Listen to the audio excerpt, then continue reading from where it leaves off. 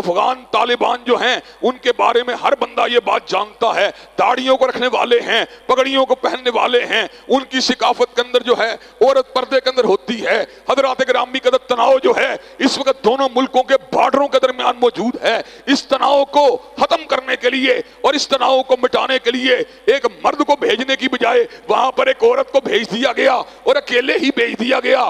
حضرات گرامی قدر عبدالاکبر چترالی صاحب نے قومی اسمبلی کے اندر آواز کو اٹھایا، ایک عورت کو وہاں پہ کیوں بھیجا گیا ہے؟ کیا تم افغانوں کی تہذیب کو نہیں جانتے؟ کیا ان کے رہن سہن کے انداز کو نہیں جانتے؟ حضرات گرامی قدر کیا کبھی دنیا میں ایسا ہوا ہے آپ داڑھی رکھنے والے کے پاس، پگڑی پہننے والے کے پاس ایک جوان عورت کو بھیج کر اس سے مذاکرات کر رہے ہوں؟ حضرات گرامی قدر یہ آپ کی کامن سینس کے بھی خلاف بات ہے۔